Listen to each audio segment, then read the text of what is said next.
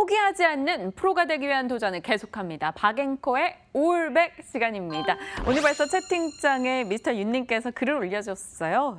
꼭 포기하지 않는 프로가 계속 되자라고 이런 이야기를 이야기해 주셨습니다. 그만큼 저희 방송을 애청하고 계시다라는 게 되겠죠. 미스터 윤님 그리고 수연님 들어오셔서 벌써부터 종목 이야기 또 활발하게 나눠주고 계신데요. 오늘 두 분이 갖고 계신 종목에 대해서도 저희 잠시 후에 이야기 나눠보도록 하겠습니다. 자, 권홍섭 주임님, 박재영 차장님과 인사 나눠봐야겠죠. 두 분 어서 오세요. 안녕하세요. 안녕하십니까. 네, 안녕하십니까. 오늘 제 포트 먼저 살짝 열어보고 가야겠어요. 포트 분위기가 나쁘지 않거든요. 잠시만요. 열어볼까요? 현재 삼화전기가 오늘은 살짝 밀려서 수익을 조금 반납했습니다. 그래도 12% 수익이고요. 일진머티리얼즈 4%, 그리고 어제 매수했던 배럴이 4% 수익입니다. 오전장에 7% 급등할 때 와우 브라보 이랬는데 조금 상승 부분을 줄였어요. 그래도 뭐 4% 수익이면 오늘 하루 만에 만족하는 움직임이고요. SM 같은 경우는 오늘 보합권에 멈춰져 있는 상황입니다. 한 5% 손실 구간입니다. 자, 이제 권홍섭 주임님께 질문을 드려봐야겠죠. 어제 저희가 배럴을 샀어요. 수연님도 같이 매수가 됐대요. 배럴 오늘 올라갔어요. 그리고 지금 미스터 윤님은 한섬을 사셨대요. 근데 고점에 살짝 물린 것 같아 걱정이다 이러는데 이 두 종목 간략하게 좀 봐주실까요? 다시 한번. 네, 우선적으로 이제 배럴의 경우에는 이제 27,000원을 정도 목표가로 설정을 했기 때문에 네. 거기에 대한 어느 정도 수급에 대한 좀 기대감이 있다 이렇게 볼 수가 있는데요. 우선적으로 좀 체크해야 될 부분은 계속적으로 이제 패션 이런 쪽으로 계속 수급이 몰리다 보니까 뭐 그런 가운데서도 이제 배럴이 약간 좀 상승이 가장 좀 탄력적이다 이렇게 보시면 될 것 같고요. 당연히 이제 목표가는 27,400원은 가뿐히 넘어갈 것으로 보여지고요. 한 그러한 그 시기는 한 7월 중순까지 이렇게 좀 보시면 한 3만 원대까지도 가능하기 때문에 일단은 이게 차익 실현을 노리자고 하면 물론 이제 전고점 27,000원까지는 보는 게 마땅하지만 3만 원대까지 한번 노려보는 투자 포트폴리오 전략도 좋아 보이고요. 한섬의 경우에도 마찬가지입니다. 한섬도 이제 계속적으로 전고점을 돌파하는 흐름을 이제 나타내면서 이제 42,000원 정도를 이제 돌파를 해야 되는데 여기만 돌파하게 된다면 이제 새로운 시세가 나는 그러한 그 양상들이 나타날 수 있기 때문에 최근 들어서 이제 패션과 관련된 뭐 한섬 그리고 뭐 LF 이렇게 저가에서 놀던 종목들이 이제 재차 이제 상승을 하는 내수주 위주로 이제 좀 상승을 하는 그런 양상들이 나타나고 있기 때문에 일단 하반기 투자 전략은 패션은 가져가야 된다 이렇게 보시면 될 것 같습니다. 네, 배럴, 한섬 오늘 뭐 상승불 켜고 있고요. 박재영 차장님 꾸준히 이야기하셨던 뭐 FNF나 휠라코리아 역시나 오늘장 탄력 상당히 좋습니다. 휠라코리아도 뭐 5% 정도 올라가는 움직임 포착이 되네요. 하지만 박 차장님과는 이 종목 이야기 해봐야겠어요. SM입니다. SM 어제 저희 손실폭 줄였고요. 지금은 뭐 약보합 정도 진행이 되면서 5.7% 손실인데요. 오늘 이 정도 손실 괜찮습니다. 그런데 YG엔터나 JYP가 올라가는 거 대비해서는 SM이 좀 주춤해요. 그래서 다른 엔터주 가는데 못 가니까 퀸슬에 좀 더 불안하거든요. 지금이라도 손실 줄였을 때 팔까요? 그러게요. 저 오늘 이제 업종이 올라간다고 해서 다 같이 올라가면 뭐 그런 부분은 아닐 수도 있으니까요. 뭐 YG엔터나 뭐 쉬어갈 때 함께 좀 뭐 올라가는 경우도 있고 YG엔터 쉬어갈 때 SM이 올라가는 경우도 있고 그런데 뭐 최근에 YG엔터는 좀 많이 빠졌기 때문에 조금 반등이 강하게 나오는 것이 아닌가라는 생각이 좀 들고요. SM은 상대적으로 조금 뭐 강했었고 지금은 엔터가 좀 뭐 주도하는 시장이 아니기 때문에 조금 소외를 받고 있는 구간이다라고 보여지고요. 일단 포트를 조정을 한다라는 측면에서는 낙폭을 좀 줄인 상황에서 제외를 해도 저는 나쁘지 않다라고 봅니다. 뭐 꼭 이걸로 내가 수익을 보겠다, 이걸로 복수를 하겠다 이런 생각 가질 필요는 없을 것 같고요. 네. 더 좋은 섹터나 더 좋은 업종이 있으면 종목을 교체해봐도 좋을 것 같습니다. 사실 이 직접 닛산 스타디움에서 관람을 했던 애널리스트, 동방신기 콘서트를 관람했던 애널리스트가 정말 뜨거웠대요. 그리고 다른 뭐 가수들 있죠. 뭐 슈퍼주니어, 샤이니, 엑소가 활동을 더 활발하게 하게 되고 NCT, 레드벨벳 움직임 생각한다면 그 애널리스트 같은 경우는 목표가를 53,000원권까지 보고 있습니다. 그래서 저도 사실 SM이 조금 기대는 되고요. 오늘요 저희가 두 남자의 종목 보기 전에 좀 나눌 이야기가 생긴 것 같아요. 오늘 바이오 종목들이 이 남북 경협 대비해서 상당히 좋은 분위기를 나타내고 있었는데 지금 12시 기점으로 분위기가 조금 꺾이고 있는 상황입니다. 특히나 네이처셀이 지금 하한가에 들어가 있는 상황이에요. 외국인이 매수를 하고 있습니다만 일단 검찰이 주가 조작 혐의로 네이처셀 압수수색했다라는 소식이 전달되면서 하한가 들어가 있고요. 앞서 한 8%까지 올라갔던 HLB도 급등폭 다 반납하고 지금 1%대 상승으로 줄여둔 상황입니다. 바이오건께 여쭤봐야겠네요. 네이처셀, 네. 주주분들 진짜 흔히 얘기하는 그런 멘붕이라 그래야 되나요? 정말 네. 멘탈 무너질 것 같은 흐름이네요. 저도 이제 여기 와서 이제 들은 건데요. 뭐 아까 출발할 때까지만 해도 이런 상황들은 나타나지 않은데 이제 네이처셀의 경우에는 이제 과거에 이제 원 씨라는 이제 대표가 있었는데 거기에 대해서 좀 계속적으로 주가 조작에 대한 어느 정도 얘기가 많이 나왔었습니다. 근데 어느 정도 이제 아직까지는 이제 그 수사에 대한 가시화라고 보여지고요. 전반적인 섹터 흐름을 보자면 바이오는 한 7월 정도까지는 쉬어야 되는 것이 마땅하고 그에 따라서 코스닥도 870선을 계속적으로 횡보하는 그런 구간이 있기 때문에 물론 이제 삼성바이오가 이제 그 증선이 관련돼서 이제 7월에 거의 다 이제 그러한 그 시기 이슈와 맞물려서 7월 정도에 끝난다고 보기 때문에 따라서 이제 계속적으로 제약바이오는 좀 리스크 관리, 현금화가 필요해 보이고요. HLB는 이제 그 MSCI 지수에 편입이 됐죠. 그 이후에 이제 주가 흐름을 좀 보자면은 일단은 좋지 않아요. 예, 그렇습니다. 뭐 HLB뿐만이 아니고 이제 삼성 엔지니어링 뭐 이런 종목들도 좀 좋지 않았고 그 가운데서 이제 바이오메드가 약간 좀 하락분에 대해서 이제 상승 흐름이 나왔는데 일단은 뭐 제약바이오는 전체적인 수급은 그렇습니다. 남북경협주하고 바이오는 역의 관계라고 보시면 되고요. 따라서 이제 남북경협주가 올라가면은 바이오가 올라가고 만약에 이 둘 다 시장 흐름이 뭐 안 나온다 그러면은 개별 종목들이 올라가는 그런 그 수급 장이 계속적으로 연출이 되기 때문에 일단 HLB의 경우에는 하반기로 가면 갈수록 주가는 상승할 여력이 크다고 보여집니다. 그러나 일단은 계속적으로 삼성바이오에 대한 이슈 그리고 7월까지는 제약바이오에 대한 어느 정도 뭐 그 회계에 대한 자산화 이런 것들이 아직도 산재했기 때문에 거기까지는 약간 좀 리스크 관리가 필요하다 보여지고요. 아직까지는 접근할 시기는 아니다 이렇게 보시면 될 것 같습니다. 네이처셀 하한가 3월 21일에 이 하한가 맞았던 그 아찔했던 기억이 또 한 번 생각이 나는 것 같아요. 오늘 장도 이렇게 출렁입니다. 일단 뭐 바이오 종목에 대해서는 지속적으로 이런 변동이 있을 수 있기 때문에 좀 주의해보자라는 의견을 건네주셨고요.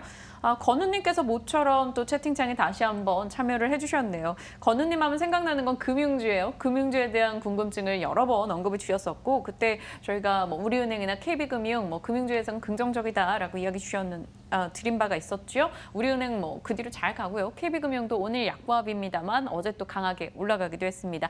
수익 나고 계시길 저희 한번 기대해 볼게요. 자, 이제 이 종목 얘기 들어가 보도록 하겠습니다. 오늘 두 남자의 종목은 어떤 걸지 확인해 보시죠. 박재영 차장님의 오늘의 종목은 나이스 정보통신 그리고 BH가 또 다시 등판을 했습니다. 그리고 권홍석 주임님의 종목 캐몬 그리고 나노신소재입니다. 이 네 종목 시간이 허락하는 대로 최대한 빨리 많이 이야기 나눠보도록 할게요. 일단 박 차장님의 종목 나이스 정보통신 나이스 하니까 또 윗배가 쓰린 느낌이 와요. 나이스 평가 정보 그렇게 말씀 주셨고 안 샀는데 그렇게 잘 갔더라고요. 결국은 저는 이제 주식은 실적의 함수다라고 보고요. 싼 종목이 제 값을 평가를 받는다라고 생각을 하고 종목을 고르고 있는데요. 그중에 굉장히 제 구미를 당기게 하는 종목이어서 오늘 좀 소개를 해드려볼까 하는데요. 기존까지는 흐름이 그렇게 핫하지 않았는데 어제 양봉 딱 만들고 나서 야 이제 드디어 기회가 왔다라고 모양을 거의 만들어 가고 있는 양상입니다. 이 회사가 뭐 하는 회사냐면요. 벤 사업이라고 우리가 신용카드를 긁으면 거기에 수수료로 이제 이런 벤 업체들이 좀 가져갑니다. 그러니까 가게의 단말기, 신용카드 단말기를 놔주고 신용카드 업체와 그 점포를 연결을 해주면서 수수료를 받는 사업을 하는데 사실 이 사업이 정말 굉장히 황금알을 낳는 거위입니다. 그럴 지금 것 같아요. 저희가 물건을 살 때 현금 결제를 잘 안 하잖아요. 그리고 제가 여의도 와서 느낀 거는 현금 결제를 하면 눈총을 받습니다. 제가 사실 대구 출신이거든요. 네. 대구에서 이제 사회생활을 시작을 했고 2012년도에 서울에 올라왔어요. 네. 그때 제가 굉장히 깜짝 놀란 게 택시를 타도 카드를 내고 편의점에서 2, 3천 원짜리 물건을 사도 카드를 내고 내죠. 저는 카드를 내는 거 10만 원 이상 돼야 카드를 낸다라고 생각을 했었거든요. 네. 그런데 그렇게 카드 결제 건수가 많다라는 거예요. 지금도 이 건수는 굉장히 많이 늘어나고 있습니다. 이 회사가 2015년도에 5만 원 하다가 주가가 많이 그전에는 정말 엄청난 속도로 상승을 하다가 주가가 네. 꺾였는데 그 이유는 카드 수수료, 이 정부에서 소상공인들 살리기 위해서 정책을 내는 것 중에 하나가 카드 수수료 이거 인하해라 그거였거든요. 이제 매출은 P와 Q, 그러니까 가격과 이제 Q의 고비 매출인데 가격이 조금 떨어지는 이슈가 발생을 한 겁니다. 그런데 가격 떨어지는 것보다 이 Q가 늘어나는 속도가 훨씬 빨랐다라는 거죠. 2015년도에 점유율이 15.8%였는데 이 점유율이 현재 18%까지 늘어났고요. 2014년도 이제 처리 건수가 17억 건에서 작년에 29억 9천 건으로 거의 2배 늘어났습니다. 그러니까 P가 조금 가격이 조금 떨어지더라도 물량에서 훨씬 크게 증가를 하면서 매출은 꾸준히 늘어났다는 거죠. 근데 좀 아쉬운 거는 이익이 약간 줄어들었어요. 이익이 감소하면서 주가는 큰 폭으로 하락을 했는데요. 저는 전혀 문제 없다라고 봅니다. 어느 정도 1위권 사업자가 점유율을 이렇게 지금 보시면 이 파란 선이 매출인데 매출이 매년 늘어나고 있죠. 매출을 이렇게 만들어 놓은 다음에 어느 정도 가격 인상이라든지 아니면 원가를 낮춘다라는 정책을 하면 이익은 저절로 올라오게 되어 있습니다. 그런 측면에서 지금 주가를 보시면요. 밸류에이션이 어마어마하게 낮습니다. PER이 이제 12개월 포워드 기준으로 6배거든요. 그러면 지금 주가를 보시면 야 이거 일봉으로 보면 많이 올라온 거 아니야? 라고 보실 수 있겠지만 주봉으로 한번 볼까요? 주봉으로 보면 굉장히 오랜 기간 횡보하고 이제 이 박스권 돌파하는 초입 구간에 있습니다. 굉장히 저평가 매력을 가지고 있기 때문에 PER 6배가 7배, 8배, 9배, 10배 되는 그런 기간이 온다라는 거죠. 떨어질 때도 사실 떨어질 때 이렇게 급하게 떨어졌지만 꽤 오랜 기간 U자형 패턴, 이제 그릇 모양을 만들어 놓고 올라올 때도 이거 돌파하고 나면 굉장히 급하게 올라오는 구간이 있을 거다라는 생각을 좀 가지고 있고요. 네. 밸류에이션 싸고 뭐 이익은 조금 떨어졌지만 실적이 굉장히 매출이 늘어나고 있는 그런 기업 중장기적으로 관심 있게 보셔도 좋을 것 같아서요. 오늘 나이스 정보통신을 말씀을 드리고 요거 한 가지 좀 빼먹었네요. 이 회사가 재무적으로 굉장히 안전한 회사예요. 시총이 2,500억 정도 되는데요. 순연금만 1,350억 가지고 있고 자사주까지 합치면 1,500억 정도의 현금성 자산을 가지고 있습니다. 당연히 부채는 없겠죠. 네. 네. 그래서 재무적 구조도 안정적이다라는 말씀을 드리고 안정적인 재무 그리고 뭐 우리 실생활 종목이죠. 제가 뭐 편의점 가서 긁으면 또 이 회사한테 또 이득이 되는 거 아니겠습니까? 나이스 정보통신 얘기 들어봤고요. 저희에게 제시해 주신 목표가는 35,000원이다라고 이야기를 건네받은 바 있습니다. 정보통신 들어봤고요. 오늘 뒤에 또 다른 얘기들 저희 나눌 게 좀 있어서 빨리빨리 좀 진행을 해보도록 할게요. 권홍섭 주임님의 종목은 캠온이에요. 캠온. 네. 캠온? 뭐죠? 이 회사가 지금 이제 코어 스템 줄기세포 관련된 바이오 제약 기업의 자회사인데요. 역시 뭐 이제 그 네이처셀 여파로 인해서 오늘 좀 장중에 갑자기 이제 밀린 흐름이 나타나고 있습니다. 그럼에도 불구하고 이제 이 회사의 이제 그 일단 소개를 좀 해드리자면 국내 그 위탁 그러니까는 이제 비임상 관련된 CRO를 하는 전문적인 제약바이오 기업인데요. 이 회사가 이제 코아스템과 연계해서 거기에 대해서 영업적으로 괜찮다고 보여지고요. 국내 탑3라고 보시면 될 것 같습니다. 현재 그 매출 기준으로 봐도 물론 이제 국가에서 운영하는 그러한 기관 외에서 보자면 또 이제 두 손가락 안에 드는 그러한 CRO 전문 기업이기 때문에 앞으로의 그 제약바이오 관련된 비임상 관련된 매출과 그리고 거기에 대한 산업의 좀 확대가 어느 정도 이 회사가 수혜를 볼 수 있다 이렇게 보시면 될 것 같고요. 2020년까지는 이제 풀 서비스 CRO를 목표로 하고 있습니다. 이게 뭐냐면 현재 비임상에서 임상까지 그러니까는 어느 제약회사가 이거를 갖다가 뭐 약을 좀 팔고 싶다라고 했을 때 원스톱으로 가게 되는 거죠. 비임상 뭐 여기서 따로, 임상 저기서 따로 하는 게 아니라 비임상, 임상까지 시야로 전문 기업으로 이제 돌변할 수 있는 그런 기회가 나타날 수 있기 때문에 그런 그 성장 기대감이 있다고 보여지고요. 1분기 한 매출액이 55억 원, 순이익이 한 10억 원 정도 흑자 전환을 했는데 여기에서 이제 좀 우리가 캐치할 수 있는 부분은 현재 그 제약바이오 관련된 임상과 비임상 관련된 이러한 그 위탁이 굉장히 건수가 많아졌다 이렇게 보시면 될 것 같습니다. 향후에도 늘어났으면 늘어났지 줄어들지는 않을 거라 예상이 되고 있고요. 또 국내에서는 굴지로 한 2개 정도의 회사밖에 없기 때문에 거기에서 가장 큰 수혜가 될 것이다 이렇게 보고 있고요. 오늘 장중 좀 이렇게 폭락 한 4% 가까이 좀 하락이 나오고 있는데 이는 그 저점 매수라고 보여지는데 2분기 정도에는 실적이 또 호실적을 나타낼 것으로 예상이 되고 있습니다. 따라서 오늘 정도 한 매수를 한번 해볼 만하고요. 목표가는 4,000원, 손절가는 한 2,000원 정도 짧게 잡고 매매를 하시면 될 것 같습니다. 근데 오늘 아까 바이오 얘기할 때 뭐 7월까지 바이오는 어려울 수 있다 이렇게 얘기해 주셨는데 오늘의 종목이 바이오였어요? 네, 여태까지의 이제 그 캐몬이라는 회사는요, 일단은 뭐 그 차트를 보시더라도 급하게 올랐습니다. 여태까지는 남들 제약바이오 갔을 때 계속 바닥을 기면서 그러네요. 있다가 4월에 예. 점프했네요. 4월에 이제 그 실적에 대한 흑자 전환이 되면서 이 회사의 실적을 가지고 코아스템이 좀 거기서 흑자 전환을 했죠. 연결 기준으로 해가지고 그런 기대감으로서 이제 실적을 뒤받침해서 올라가는 거기 때문에 이 회사가 뭐 신약을 개발했다 이런 것들이 아니라 오로지 이제 실적 위주 그리고 앞으로에 대한 CRO 전문 기업 성장성에 대한 기대감 이런 걸로 올라왔기 때문에 앞으로도 좀 많이 상승할 여력이 있다 이렇게 보시면 될 것 같습니다. 바이오나 실적에 기반한 종목이다. 캐몬 이야기 들었습니다. 캐몬 기억해보죠. 자, 다음 종목은 박재영 차장님의 BH. 박재영 차장님의 종목이었다가 어제는 권원석 주인님의 종목이었다가 오늘은 또 박 차장님의 종목으로 소개가 되고 있습니다. 그만큼 두 분 다 관심을 갖고 있는 종목이라는 게 되겠죠. 어제 사고 싶었는데 그렇죠. 채팅창에 질문도 막 채팅창에 올리기도 했었는데 어제 샀으면 오늘 또 수익 났는데 그죠? 박재영 차장님. 그게 또 어렵죠. 그게 또 어떻게 맞아. 뭐 행동하지 하루하루- 않은 자 말하지 네. 말랬어요. 하루하루를 맞추겠습니까? 그게 다 어려운 얘기고. 제가 어저께 굉장히 비판적인 논조로 리온게이자 신문을 깠는데 맞아요. 예. 그런 식으로 기사를 쓰면 안 된다. 물론 제 말은 못 알아듣겠지만 결국은 이제 앞으로 전망이 굉장히 좋아질 거다라는 거죠. 이 회사가 이제 RFPCB를 하는데 이 RFPCB를 만들 수 있는 쪽이 많이 없다라는 게 핵심이에요.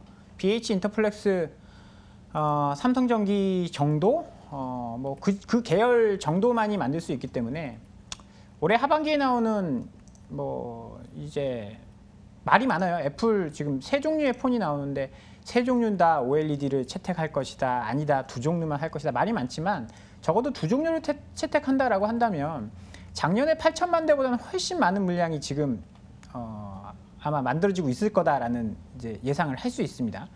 그렇게 되면 애플 하반기 신제품이 나오면 작년 대비해서 매출이 2배 정도 늘어날 가능성이 있다라는 거예요. 그러면 작년 고점보다는 주가가 많이 올라야 되는 게 정상이 아닌가라는 생각을 좀 하고 있고요. 그것뿐만이 아니라 이제 전체적으로 디스플레이는 OLED 쪽으로 많이 좀 넘어갈 가능성이 높거든요. 네. 뭐 삼성전자가 플렉서블 접는 그 폰을 만든다. 그렇다라고 한다면 OLED를 안 쓰고는 할 수 없어요. 그렇기 때문에 애플이 삼성전자가 하고 화웨이가 하고 애플이 하면 다른 업체들도 다 따라갈 수밖에 없습니다. 그러면 수요는 계속 늘어날 텐데 이거 기술을 하루아침에 뭐 중국 업체들이 뚝딱 만들 수 있는 것도 아니거든요. 일본 업체도 못 만들고 있는 그런 상황, 일본 업체, 대만 업체도 못 만들고 있는 상황에서 갑자기 경쟁이 심화된다, 레드오션이 된다 이런 부분도 사실 좀 생각하기 어려운 부분이기 때문에 앞으로 한 2, 3년간은 BH 같은 업체들이 수혜를 독점할 가능성이 있기 때문에 중장기적으로 보셔도 좋을 것 같습니다.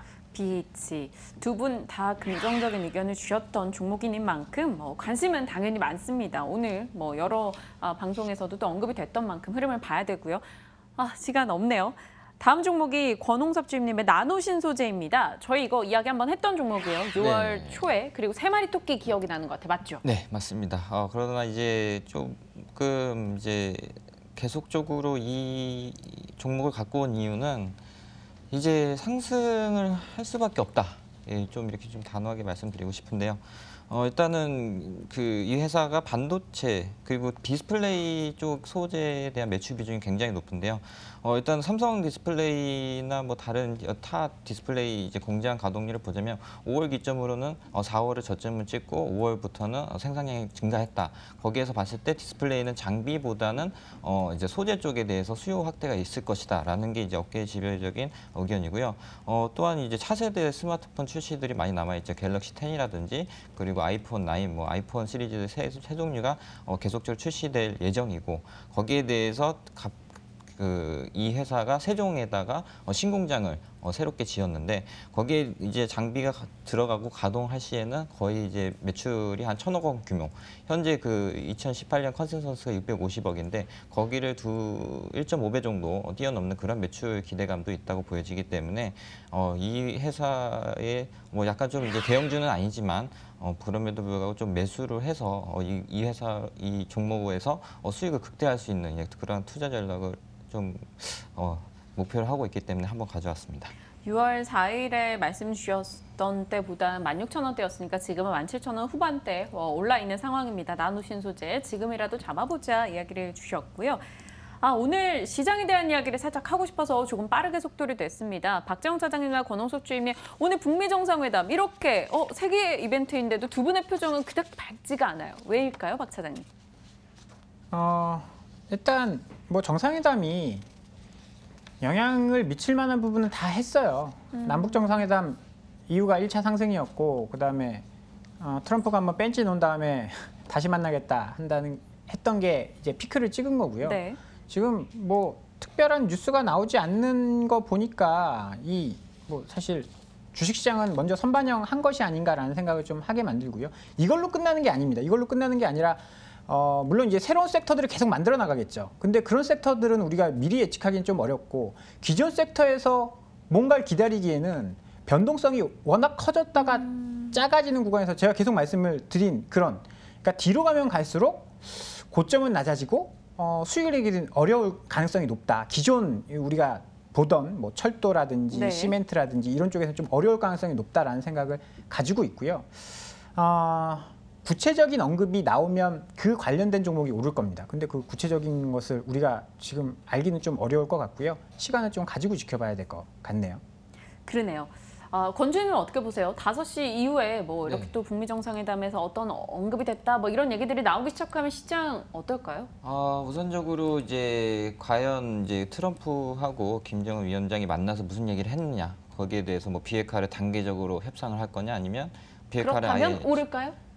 그렇다고 해서 오를 거라고 보지는 않습니다. 그러니까 단기적으로도 모든 종목이 이제 거기에 대한 기대감을 올라갈 수 있는데 일단 14일 그러니까 우리나라하고 북한의 뭐 차관급이니 아니면은 뭐 그 정상급들이 좀 회담을 하면서 거기에 대해서 사업에 대해서 구체화할 시에는 거기에 대해서 이제 해당 종목들이 상승할 여지가 있지만 현재 북미 이 정상회담의 핵심은 뭐냐면 종전선언 그러니까 종전선언을 할 거냐 말 거냐 그리고 너네 비핵화 할 거냐 말 거야 이 정도의 이제 이슈가 그런 걸로 좀 판단하셔야 되고요.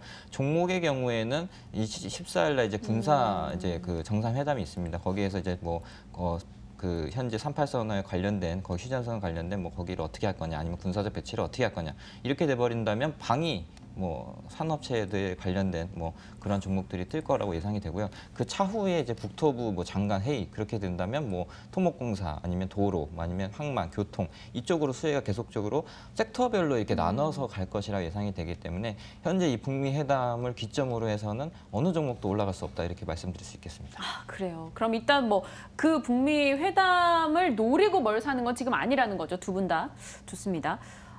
그럼 이 생각은 들어요. 만약에라도 이게 뭐 쉽사리 한 번에 이런 결과들이 나오지 않을 거니까 뭐 트럼프가 지지를 끌고 이렇게 막 이슈를 몰고 간다면 변동이 커질 수 있고 그렇다면 우리가 지금 오늘 돈을 다 빼놓는 건 어떨까라는 것도 살짝 고민을 해봤거든요. 그건 어떻게 생각하세요, 박 차장님? 의미심장한 미소는 무엇이죠? 글쎄요. 뭐 저는 이번 주 시장에 대해서는 조금 쉬어가는 것도 답이다라고 생각을 했었는데 뭐 제가 생각한 종목들이 너무 잘 가네요. 제가 생각한 너무 잘 가서 네. 쉬었으면 큰일 날 뻔했다라는 생각을 하기도 하는데 결국은 FOMC도 있고 22회의도 있고 그 옵션 만기일도 있고 해서 변동성이 커질 거다라고는 많이들 생각을 하기 때문에 네. 일단 새로 한번 판을 짜보는 것도 좋을 것 같아요. 조금 뭐 이번 주 다음 주면 이제 2분기 실적이 윤곽이 잡히거든요. 그럼 그거 보면서 2분기 실적 여기도 좋네라고 하면 이런 종목들 저런 종목들 한번 건드려 볼 수 있는 그런 시기가 될 수 있을 것 같고요. 이번 주 변동성 좀 커질 수 있는 그런 뭐 슈퍼위크라고 했나요? 뭐 그렇기 때문에 좀 쉬어가는 것도 나쁘지 않아 보입니다. 사실 오늘 사고 싶은 종목이 하나 있어요. 딱 마음에 꽂힌 종목이 하나 있는데 이 포트를 싹 한번 비우고 아무래도 제가 조금 더 수수료나 이런 게 더 싼 HTS로 좀 옮겨가고 싶다라는 생각도 있고요. 또 저희 회사에서 또 긍정적인 무언가를 검토하고 있다 이런 소식도 들리고 있기 때문에 그를 위해서 포트를 한번 싹 비워볼까라는 생각도 들긴 드는데요. 권주임님 어떻게 생각하세요? 저의 의견은 좀 반대인데요. 반대세요? 왜냐하면 이제 그 14일, 그러니까 14일, 그러니까 오늘이 선물 옵션 만기 전날입니다. 네. 그러니까 수요일 날 이제 지방선거가 껴있기 때문에 거기에 따라서 이제 변동성 장세가 나타나고 있고요. 코스피가 아침까지만 해도 좀 강하게 올라갔다가 현재 그 상승분을 다 반납을 했다. 이러한 점들은 현재 외국인의 선물 매도 포지션에 대해서 조금 약간 좀 부담스럽게 롤업을 할 수도 없고 그런 의미에서 현재 어느 정도 주가 수준을 코스피 200 지수를 맞춰가는 그런 단계가 아닌가 싶기도 하고요. 따라서 이제 14일을 기점으로 해서 14일에는 많은 이슈들이 있죠. 가장 이제 유력하게 보기에 뭐냐면 22회의입니다. 네. 22회의에서 지금 이탈릭 시트가 어느 정도 우려가 완화되고 있고 더 이상 이제 뭐 이후에 뭐 탈퇴를 언급을 안 하겠다라는 이제 소식도 나오고 있고요.